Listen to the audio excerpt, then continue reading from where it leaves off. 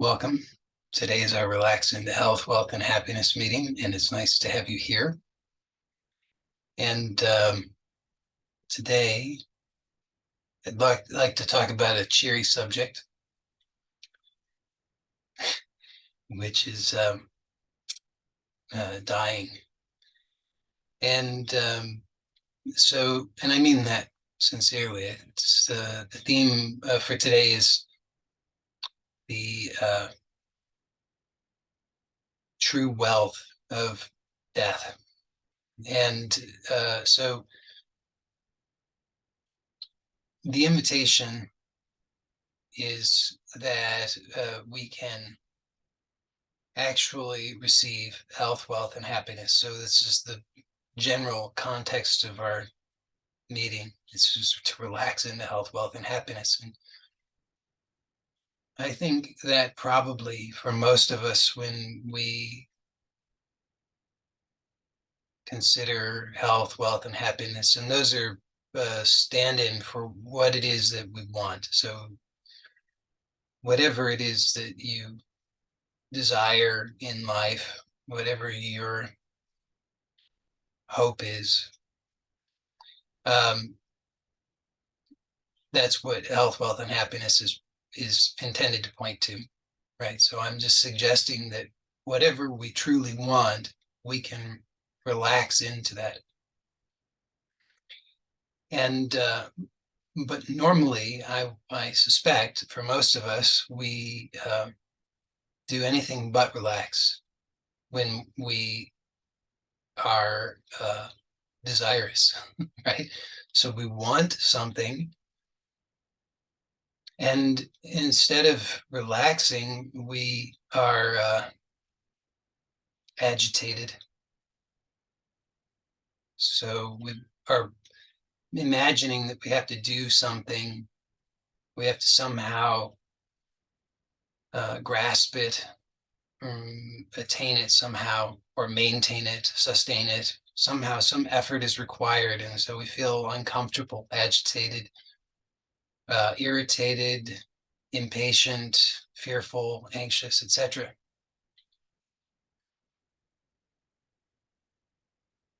So how does death fit into this?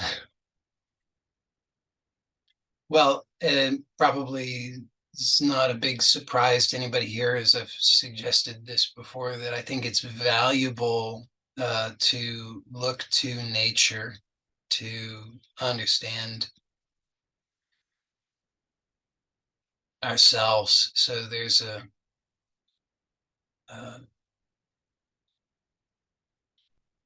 suggestion that's been made by various people that there is a very strong relationship between what we consider to be the inner and the outer, the macrocosm and the microcosm, or I guess I should say the microcosm and the macrocosm, the inner and the outer. The self with a individual self and the cosmic self, the Atman and the Brahman, the etc. Okay, as above, so below. And so if we want to be successful, which presumably we do, I would like to be successful, then we want to be wise. Makes sense, right? If we want to be successful, we should be wise, because if we're not wise, then what are the chances that we'll be successful? Probably not very good. Well, what does it mean to be wise? It's just knowing a bunch of facts, like you could go on Jeopardy and win. Is that what it is to be wise? I would say no. To be wise is to be attuned to nature, to things as they are, to the way in which things actually work, the structure, the organization, the order, the have the knowledge of that, and then to abide by that, to work with that.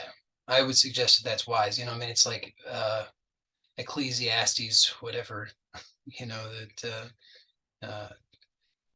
to everything there is a season, right? There's a time for everything. And if we're doing the things at the wrong time, when it's not the right time, then we're going to get in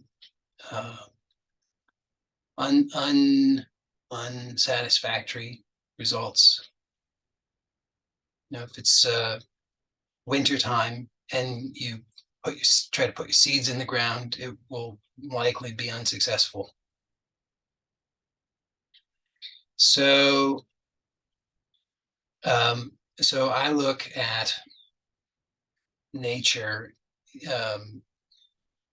broadly, but it's easiest to witness it outside to understand how this is all working.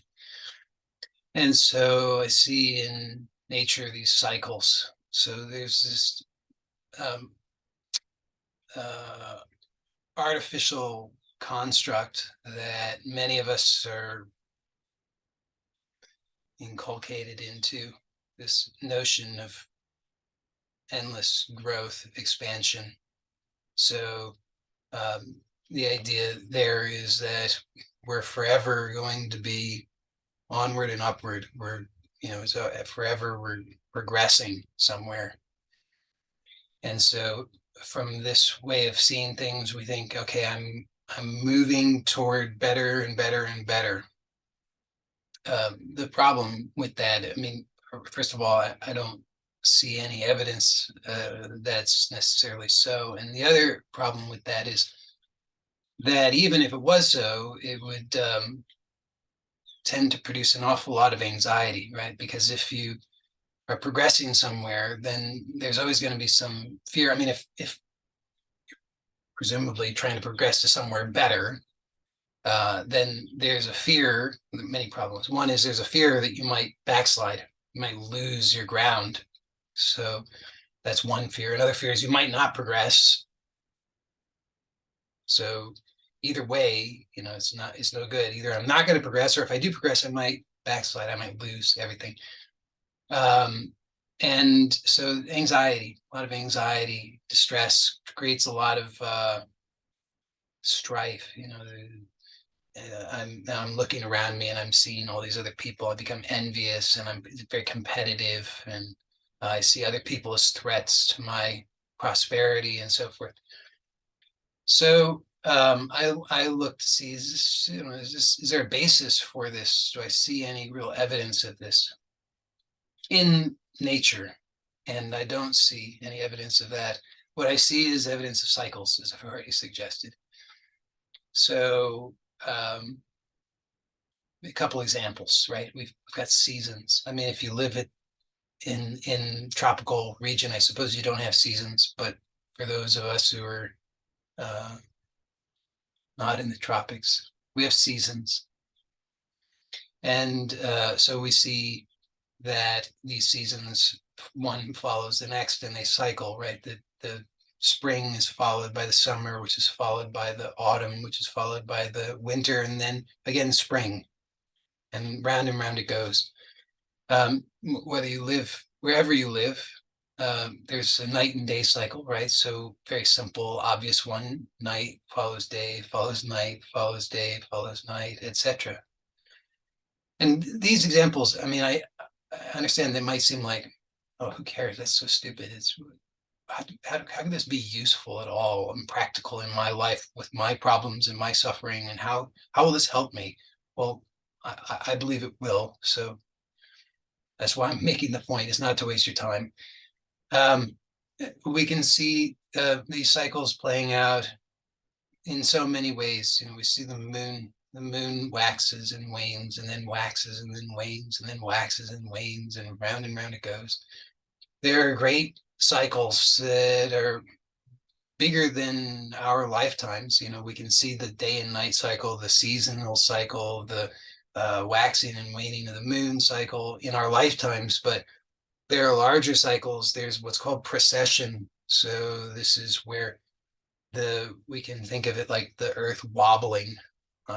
Its axis is not fixed; it wobbles. And so what this means is that from our observation on Earth, we can see that um, the what how do I put this? There's an ecliptic. Okay, the ecliptic is like we can imagine the equator of the Earth extended out infinitely, and it would intersect with these stars. And so along the ecliptic are these signs of the zodiac and that people are familiar with. So over long periods of time, actually takes about 25,000 years for this precession to complete a single turn. I'm trying to think what the correct way to put this is. It doesn't really matter. I don't need to get into the details, but the long 25,000 year cycle, so longer than our lifetimes, but another cycle, and then it goes round and round again. It just keeps on going round. Not only that, but the entire cosmos is moving in great cycles, and you might say amazingly. I don't know that maybe it's amazing, maybe not amazing, but known to ancient people, great cosmic cycles that are on an enormous scale, but indeed the entire cosmos is moving.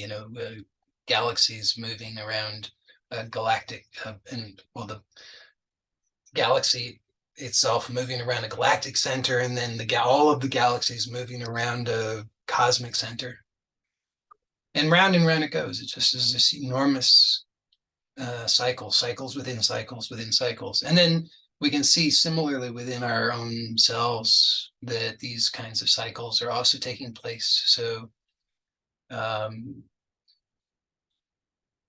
there, for women of a certain age, there's a menstrual cycle. There's a cycle of our obviously our bodies are born and they age, they mature, they eventually dissociate. We have, our heart is producing a particular rhythm and pattern, and that's coordinating with our nervous system. And there's a whole bunch of research into this and the digestive system and these cycles within cycles all coordinating and communicating with one another. Circulatory system, everything is cycling. Cells are doing their thing, they're splitting and dying and doing all kinds of things. So cycles going on. And our cycles are also linked with the larger cycles. So the inner cycles and the outer cycles are linked. So, we have our inner cycles, biological cycles, are linked to the diurnal cycle, to the lunar cycle, to the solar cycle. So all these cycles are linked. So inner and outer are all just cycles, and all the cycles are cycles within cycles. But I don't see anything in there that says there's just this linear thing going on. But we can, if we view things through this linear lens, then we can certainly apply that as an overlay. We can say, oh, well, this body seems to have a beginning and an end. So it seems like that's not a cycle. but it's taking it out of context. So we can take anything out of context and then we can imagine that it's has a beginning and an end. We can artificially say, well, there's the sun has risen and then the sun has set. Oh, began and it ended. But it's because we put it into we put it in brackets, and so artificially it seems to have a beginning and end. But where did the body come from? Where does the body go? From dust to dust, right? From the earth, and it returns to the earth. And so there's a cycle there. So again, what does this have to do with you and your life? How is this applicable? What is this, and what does this have to do with death, and why is this useful at all?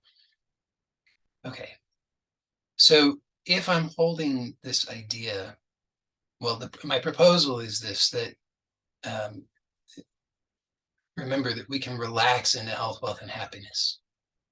So the health, wealth, and happiness that we truly desire, that is ultimately fulfilling, is already here, given. We don't need to.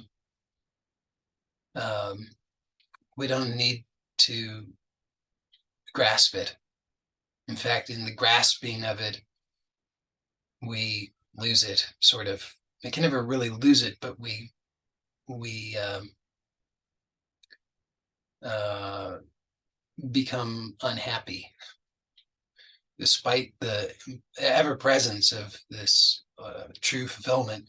We become unhappy because it's like we're trying to grasp water with our hands, and so we're immersed in it, but we're trying to grasp it, and so it becomes dissatisfying because we think I have to grasp it, otherwise I don't have it. Rather than realizing it doesn't need to be had, it's already given, it's already freely flowing.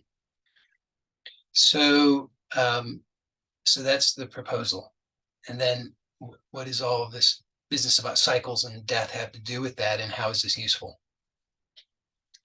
So there is very simple. I'll just put it very simply and then maybe elaborate on it in case that doesn't do it for you.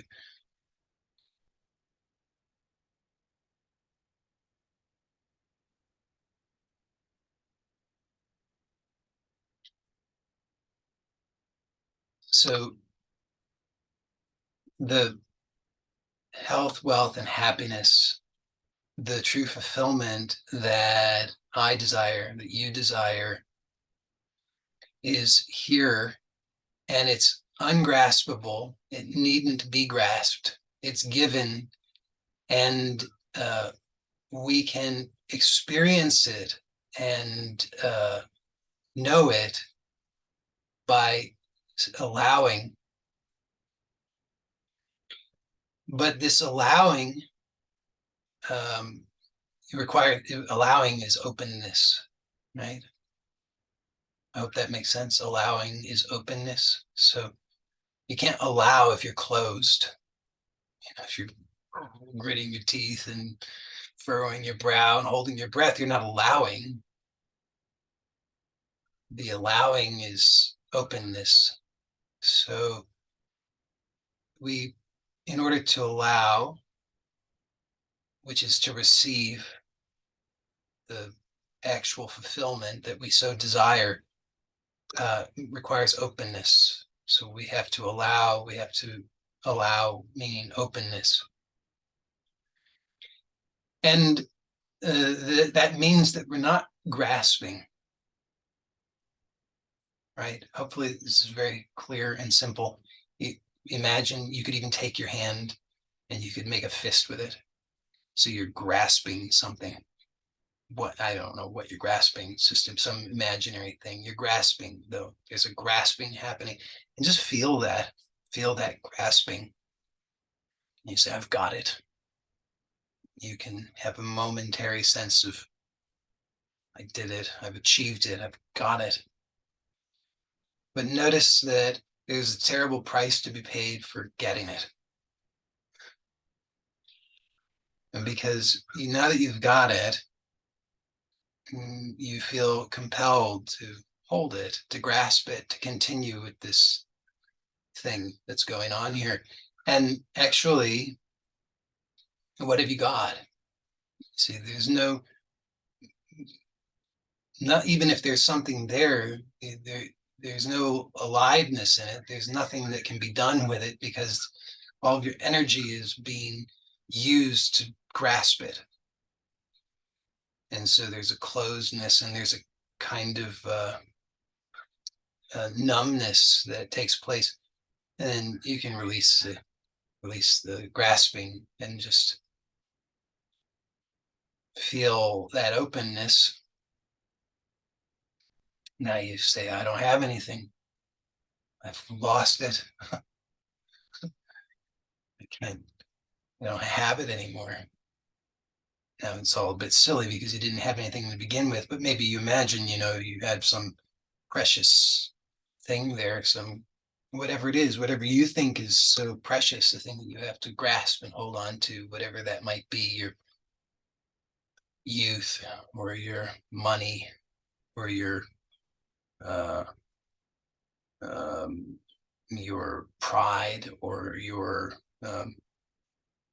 relationships, whatever that is, your identity, something that you is so precious to you, idea of how things are supposed to be, what success will be, and you grasp it, and it seems like, well, I can't let this go. I've got to hold on to it because if I let go of it, then I'll have nothing.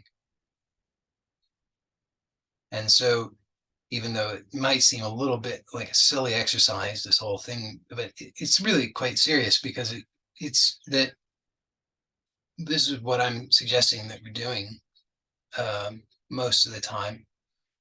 We're grasping and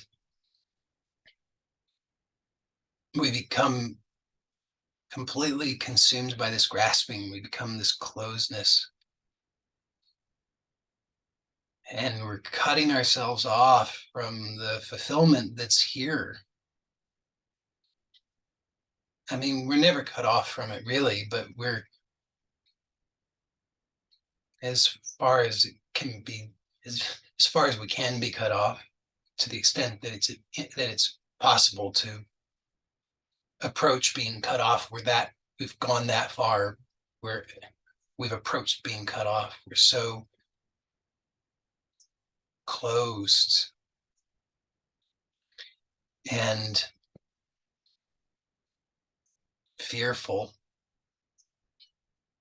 And so this letting go, this openness is death. And that might seem like maybe death seems like so much more of a serious business or something like that, that it's maybe sacrilegious to equate letting go of this silly thing that I'm grasping with death. But actually, if you notice, um, maybe it's not. Maybe it's fair to equate them. And so to let go is death, and that from that death, life arises. So like the cycles. So we imagine death is some kind of finality, um, but actually, death is the gateway to life. It's in the letting go that we open to the aliveness, that we open to the health, wealth, and happiness that is available to us. Um, it's like somebody can be. How many people you see these people? I don't know if you see them or not, but maybe you see or you hear, read about people, these people who have millions, billions of dollars, and they're still chasing after more. And don't you wonder why? I mean, at what point is it enough? Wouldn't you think after the first billion you'd have enough? I mean, at what point do you stop?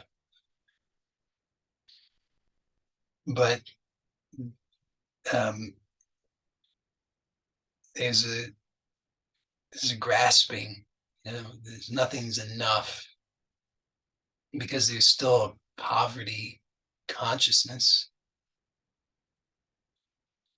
and uh, so we can just maybe see in our the invitation here is to see, for ourselves in our own lives, how we uh, hold on to things, and because we're afraid actually of the the death, the imagined finality uh, that would come about if we were to let go. And I'm proposing that what we don't realize in that is that we are actually closing ourselves off to the true fulfillment that we actually desire. And so, on the one hand, we imagine I desire all these things. I desire all this health, wealth, and happiness. And we say, I'm working so hard at it and I'm doing all of these things. And look, I'm doing all the right things. And I've read all the right books and I've taken all the right classes and I've got all the right credentials and I've done all of these things and I'm, very practiced at all of these things. And why am I not experiencing the satisfaction? Why am I still unhappy? Why am I not? Why am I? Why is it that I've got all these credentials, and on paper I appear I'm so successful, and surely there are people who are envious of me. They see me and they think, oh, that person has so much. Look at them. They're so successful. They must be so happy. I want to be like them. But then I'm unhappy. I'm being, it's eating away at me. The anxiety, the fear, the worry, the whatever, it's eating away at me. So what's wrong? Why am I not, why have I not achieved the actual satisfaction, the actual happiness? What's wrong? And what I'm suggesting is that we're not seeing what's going on the other hand. So I said, on the one hand, we're chasing after this health, wealth, and happiness, this success, this accomplishment. And we're doing all of these things, working very hard. But what we're not seeing is, on the other hand, that I'm grasping all these things. So imagine that here's a metaphor, okay, that I'm chasing after success, happiness. It's there. I'm on my path. I'm running after it. I see it ahead of me. And I can't quite get to it. I'm working really hard. Can't quite get to it. Now, what I'm not noticing is that I've got this fistful of attachments. I'm not looking to see what it all is, but if I was to look, I would see I'm grasping all of these ropes, and the ropes are attached to all of these things. And what are all those things? So if I look back there, I'll see what they are. So, what are the things that, well, we could grasp many things. Um,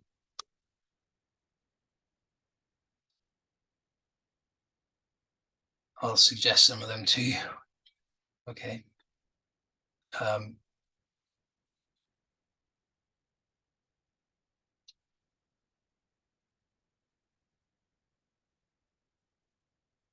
uh, past relationships. So relationships that their their their time is past, but I'm still holding on to them, unwilling to let them go, unwilling to let them die, so that they can actually be surrendered to life. So it's like I'm dragging a corpse. These could be relationships with people who are still alive, people who are dead. Could be either, right? So could notice, just look for yourself. Maybe there are. Let's look at the living people, right? So there might be people who um, you just know that maybe they're people who you still are in contact with, but you really know in your heart that you want to let go and move on, that it's just you're being somehow dishonest in the whole thing. So that's one kind. Another kind would be people who are still alive, but you're not in contact with outwardly, but inwardly you still are attached in ways that are um, unhealthy, because they're a drag. They're holding you back from receiving what's available.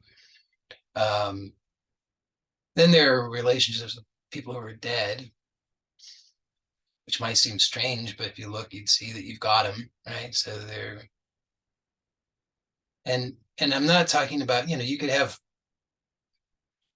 It's fine. I would suppose it's not a grasping thing just to have this sort of open, unconditional love. That's fine. Positive regard, blessing. That's not a problem. But these things where it's like I'm holding on to regret, with this person who died, and I didn't never resolve, I never resolved something with them, so I've got some kind of guilt or something, um, or uh, blaming them for something that I perceive as wrong in my life, some event that happened and some wrongdoing that they perpetrated. And so those are some examples. But it's the question is what if you look, what benefit does it have for you or the other person, anybody? How does that benefit anybody? So this grasping, there's an idea there that I can't let it go, because to let it go would be a death. It would be to allow for that to again be returned to the cycles, the endless cycles, so that it could be liberated, wouldn't be held in this form any longer. Um, Seems like a good idea, but there's something in us that's not, is hesitant to do that. So those are some examples. Um, okay, could be grasping at some idea of what I should want, what I should be aspiring to, something from the past. And maybe it was true in the past, maybe it wasn't true in the past, right? But either way, if it's not true now, uh, if I'm grasping it, I'm just dragging another corpse. So you could look and see what are the things that the things that you insisted that you should be or have or accomplish. I should be this type of person. I should do these types of things. I should think in this way. I should behave in this way. I should be affiliated with these types of people. I should hold these values, all these kinds of things, these ways that we've imagined that we should be or aspired to be or behave or whatever. And again, maybe they were true in the moment in the past, or maybe they were never true. We were just believing that they were true. But in any case, if they're not true now, but we're still holding on to them, then we're just dragging this corpse. So that's another kind of example.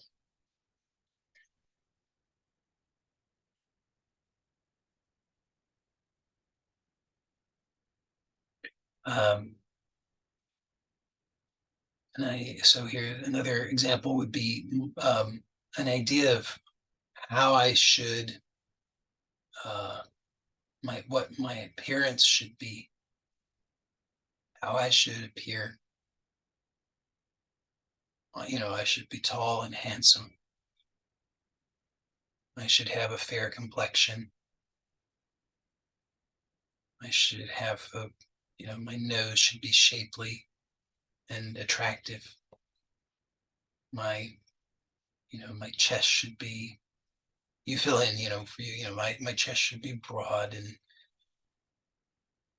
shoulders should be this and my ankles should be such and such and my waist should be this way. And so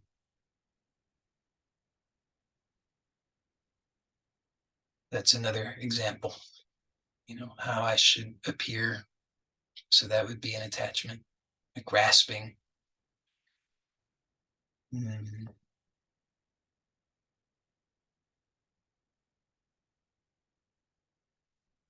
What I should be able to do, that would be another one. I should be,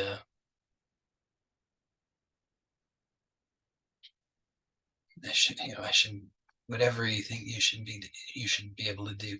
It would be another kind of thing. I mean, whatever that would be for you, I should be the world's greatest ballet dancer or the world's greatest actuary or whatever it is. Or I should be the world's greatest parent or spouse or lover or daughter or son or neighbor or employee or employer or whatever it is.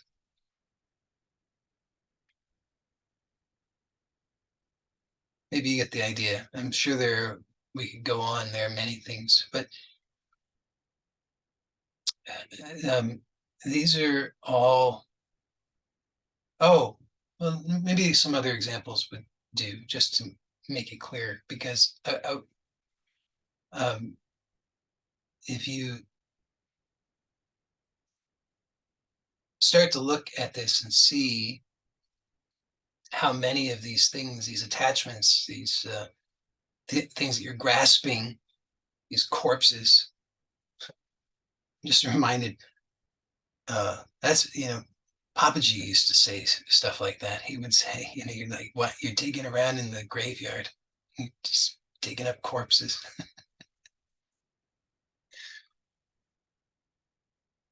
So maybe this is inspired by Papaji. I don't know. I didn't make that connection until just now. But um, there are all of these ideas that we have that we grasp, and they're so I just want to inspire you to look and see. Let it be an open-ended inquiry for you, just to start to look and see What are all of these attachments, these corpses that I'm grasping, dragging along? Maybe, oh, here's one. Things that I regrets. Maybe I've already kind of said this, but I'll say it in another way. Things like regrets of things that I've done wrong, things, mistakes I made. So this sort of like self-blame and shame, all I'm unworthy of goodness because I've got all this stuff I can never forgive myself for. I'll just have to drag it around forever. So, that's the one side. It's the kind of the flip side of the things that other people did to us. They're the things that we did. So those are both examples of corpses that we drag around, grasping. And so it's sort of like marriages, we've got all of these marriages. There's a story. I probably don't have time to tell the story. And as you know, I usually tell the stories terribly, but I'll despite the fact that I don't have the time and I'll tell it terribly, I'll take the time and tell it anyway. It's a story called Bluebeard. There were these three sisters, very beautiful. And there was this man named Bluebeard, so named because he had a blue beard. And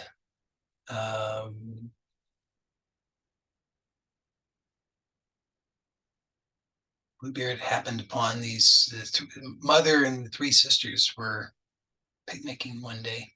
Bluebeard happens on them and he sees the daughters and he says,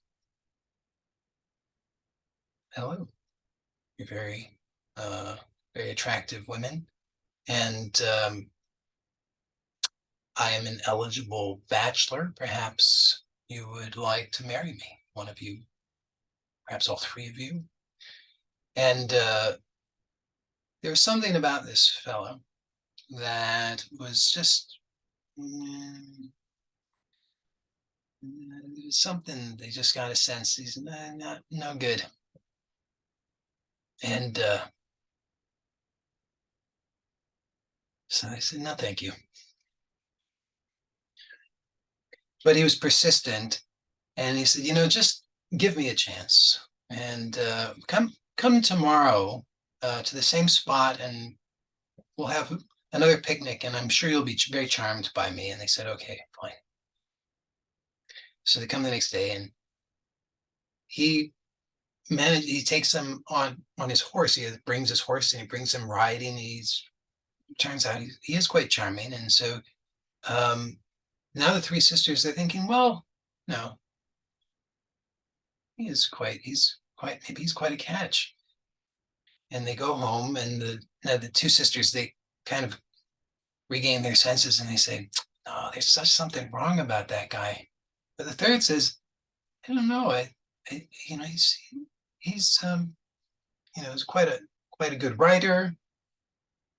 Seems wealthy. He seems very nice. Maybe it could work." So she says, "You know what? I guess I'm gonna go for it. I'm gonna marry him." So she marries him, and he takes her to his mansion, and they live there, and all is seems well enough. And then one day he says, "Wife, I'm going to be going out of town for a bit on some business. Um, so here, I'm going to give you the keys, and you'll see on this key ring there are 100 keys. There's a key for every room of the house." And he says, he says, "Feel free to do as you please here, but there's one room, this one key," points it out. The room that this key unlocks, you must not enter that room, but the rest of the rooms, have a nice time." So he goes, and the young wife, she calls up her sisters and says, "Hey, come over. We're, my husband's out of town and left me the keys, and let's have a nice time. Come on over." So they come over, and she tells him what the husband said, and they say, "Well, let's go find that room."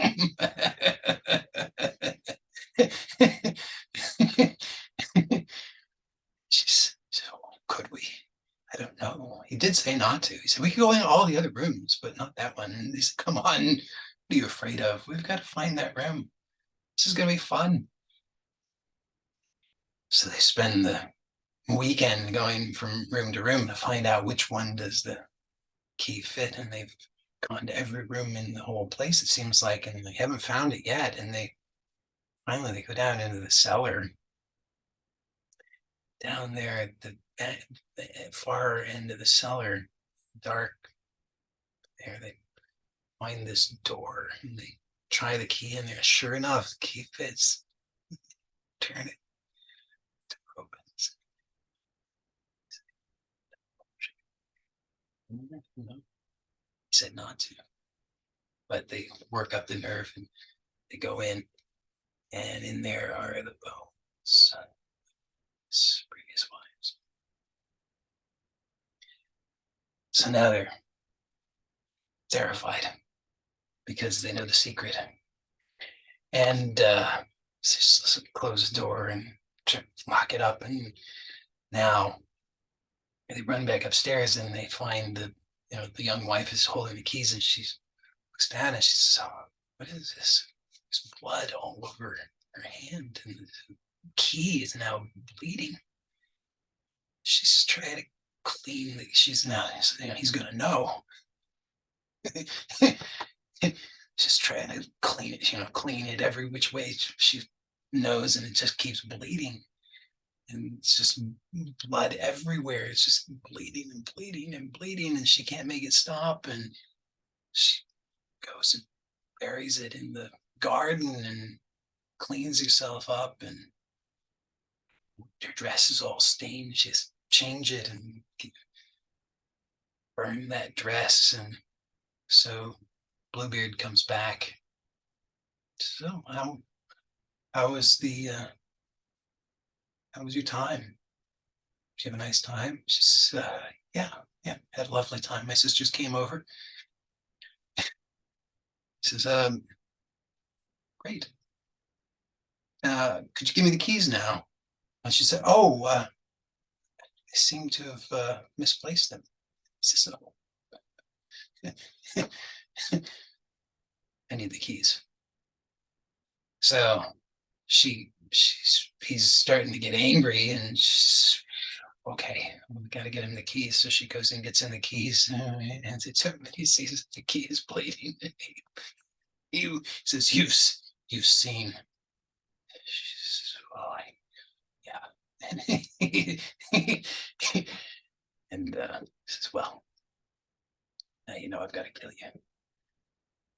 And she says, "Well, hold on a second now. I do understand that you've got to kill me, but rather than kill me instantly, at least give me a little bit of time to say my prayers and prepare myself." He says, "Okay, fine." So she goes and she starts praying, and she says, uh, you know, "I need that my brothers should arrive and help me." And she looks, and no, I haven't arrived yet. And Bluebeard knocks on the door. He says, "Are you done yet?" He says, "I'm ready to kill you." She says, "No, I've got a few more prayers to say." Yeah, yeah. And then says her prayers again, and then she looks, and no brothers have arrived yet. And he's knocking on the door. Okay, come on now, it's enough already. Surely you've said all your prayers. She says, "I'll just one more prayer I've got to say."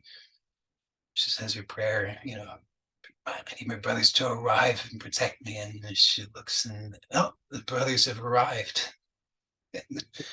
brothers do away with Bluebeard, and that's the end of Bluebeard. So, happy ending to the tale. I thought of this because of all the corpses that are being dragged around. We've got all of these things, these unhealthy attachments that are maintaining this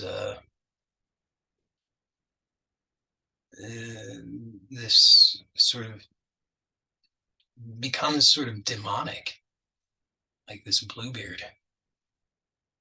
And um, so what is actually needed is, well, to let go, but then to let go sometimes requires a bit more. We have to assert ourselves a little bit, like, to actually be clear about what we want. We want to actually let go of these things. We want the death of these things. The attachments take on a life of their own, and so we have to be clearer and assert ourselves in the matter, and we've got to call in perhaps this sort of assertive masculine force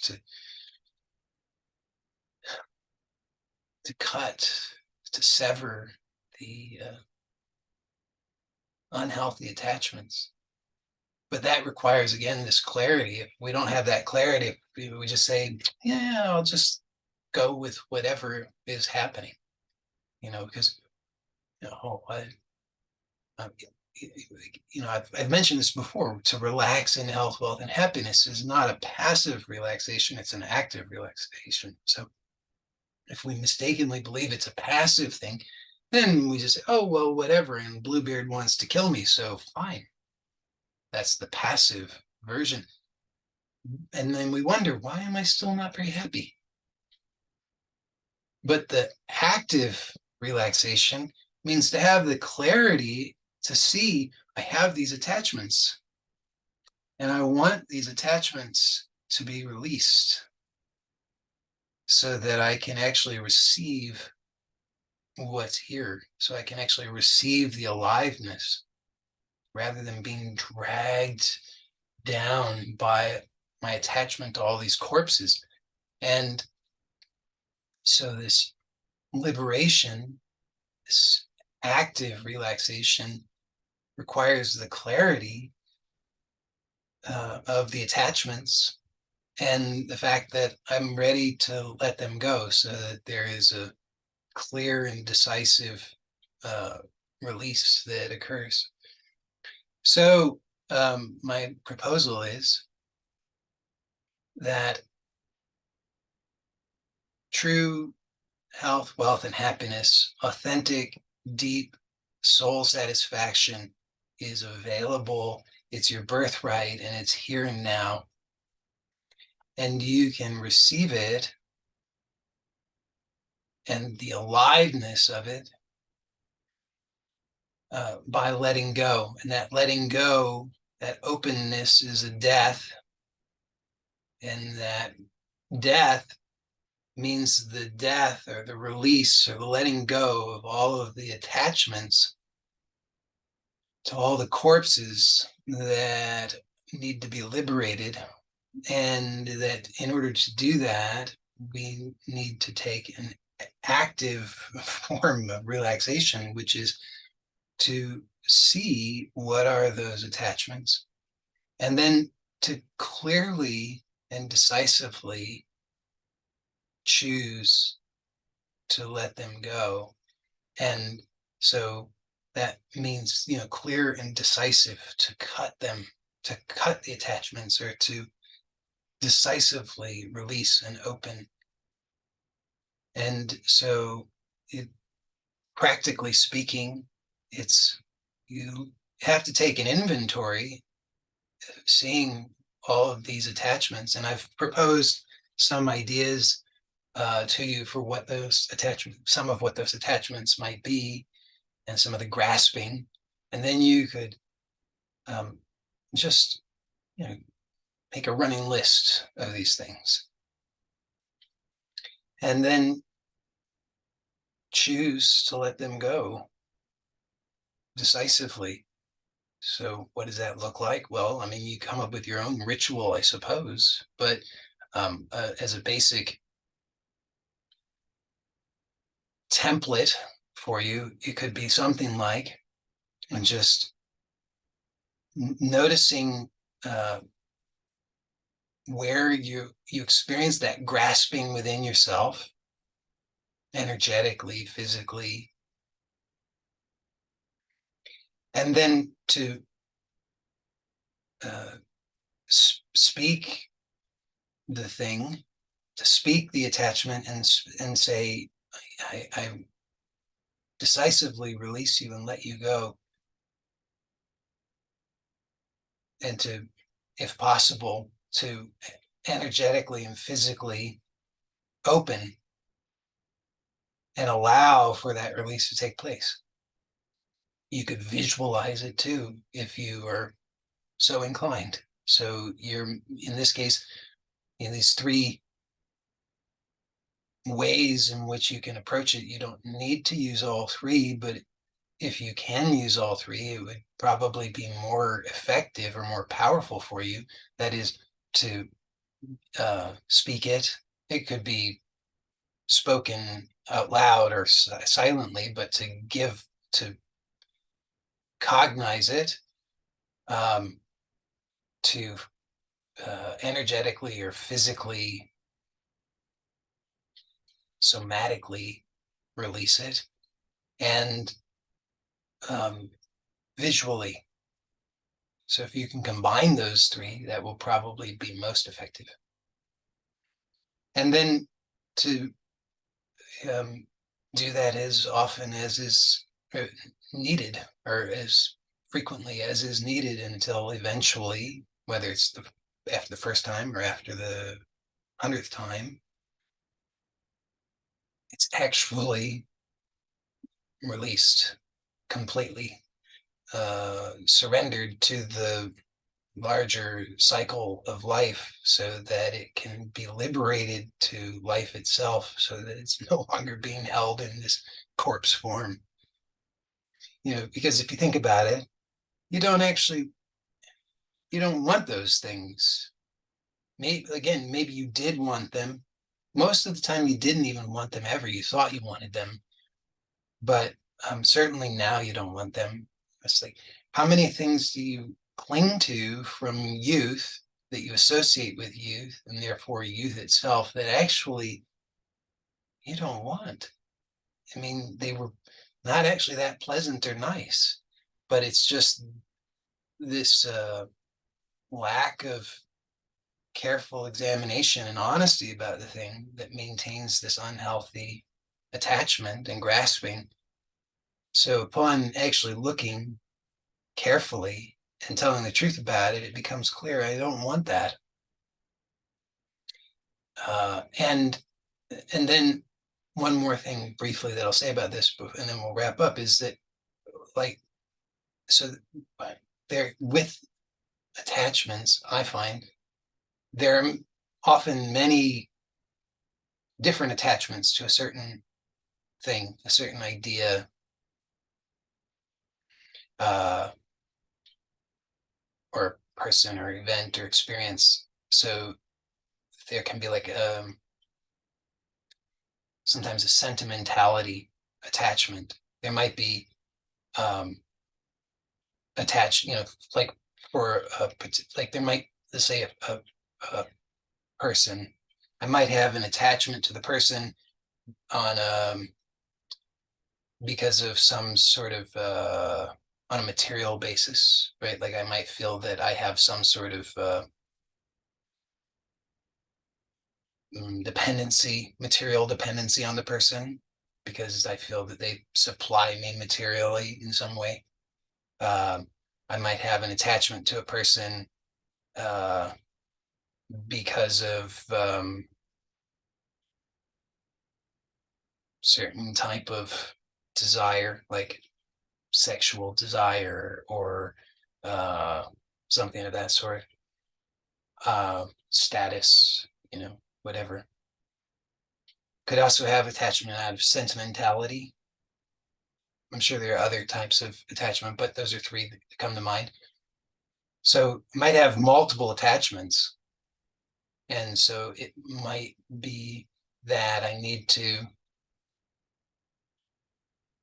get clear on each of those. And as I, release one attachment, another one might become apparent to me that I didn't see before. So there might be layers of them with any one particular thing, person, place, or event, or whatever. And sometimes they get released and then they come back. But that's why I say doing the exercise repeatedly for as long as it takes is valuable. It will help you to relax into health, wealth, and happiness so that you can receive honestly, truly, the real richness and riches of your true life as you are intended to know yourself and live your life, to know the real satisfaction and peace and true happiness. And I know that that is your birthright.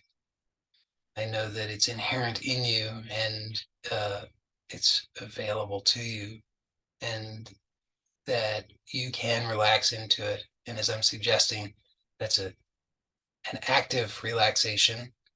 And one of the active ways that you can relax is by noticing all of the grasping, right? So there's an effort that's going on, but we don't recognize it. It's largely unconscious until we take the time to actually look and see and take the inventory and then apply the practical application of releasing those attachments, opening the grasping impulse, and liberating all of these things to death so that they can then be ultimately returned to and restored to life. So that's the message today on the true wealth of death. So thank you as always for joining. I hope that you have found this to be valuable with a practical application that you can make use of in your life. I hope you will make use of it. And I'm happy to stay on for Q&A for those who are here live. And I'm going to end this recording now.